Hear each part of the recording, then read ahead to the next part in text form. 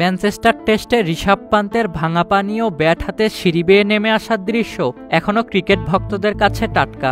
দলের প্রয়োজনে পায়ের ব্যথা নিয়েও ব্যাটিং করে গেছেন তিনি। এমন ঘটনা ক্রিকেট বিশ্ব এর আগেও দেখেছে।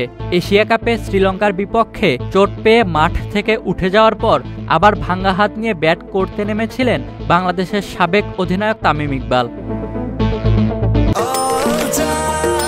নিশ্চিন্তে খান স্বাস্থ্যকর অল টাইম পান, all time healthy life.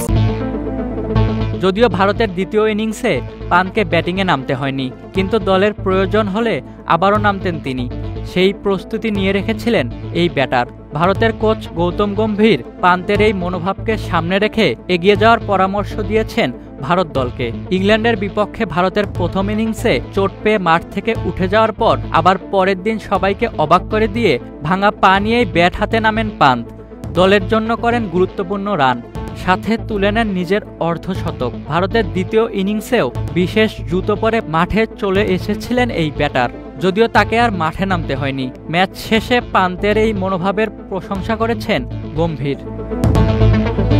Rishabh, তুমি এই দলের জন্য যা করেছো তার কোনো তুলনা নেই। তোমার লড়াই এই দলের ভিত। আমি দলগত খেলায় আলাদা করে কারো কথা বলতে পছন্দ করি না। আমি কোনোদিন আলাদা করে কারো কথা বলিও নি, কিন্তু এখন বাধ্য হচ্ছি। তুমি শুধু এই ড্রেসিং রুমকে উদ্বুদ্ধ করনি, তুমি পরের প্রজন্মকে অনুপ্রাণিত করেছো। এটাই তোমার কৃতিত্ব। দলের সকলের তরফ থেকে তোমাকে ধন্যবাদ। এই দেশ সব সময় তোমাকে নিয়ে গর্ব করবে। তোমার এই লড়াই মনে রেখেই আমরা ওভালে নামবো। এই সফরে দারুণ ছন্দে ছিলেন পান্ত। 4 টেস্টের 7 ইনিংসে 68 গড়ে তার রান 479।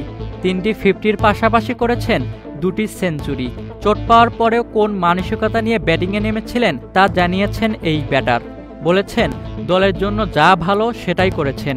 নিজের ব্যক্তিগত মাইলফলক নিয়ে খুব বেশি ভাবেন না তিনি। ব্যক্তিগত মাইলফলকের দিকে না তাকিয়ে দলের পক্ষে কোনটা ভালো সেটা সব সময়ই ভেবেছি। যেভাবে চাপের মধ্যে গোটা দল খেলেছে তা দুর্দান্ত।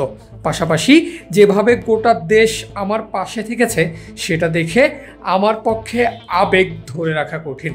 দেশকে গর্বিত করার থেকে বেশি আনন্দ কিছুতেই নেই। দলকে একটা কথাই বলবো, ওভালে জিতে ফেরো, দেশের জন্য জিতে ফেরো। ওভাল টেস্টে দেখা যাবে না পান্তকে, কিন্তু তারপরেও তিনি থাকবেন। যে লড়াই তিনি শুরু করেছেন তা দেখা যাবে শুভমান রাহুলদের মধ্যে। ইশতিয়াক মাহিন, ক্রিক ফ্রেন্সি।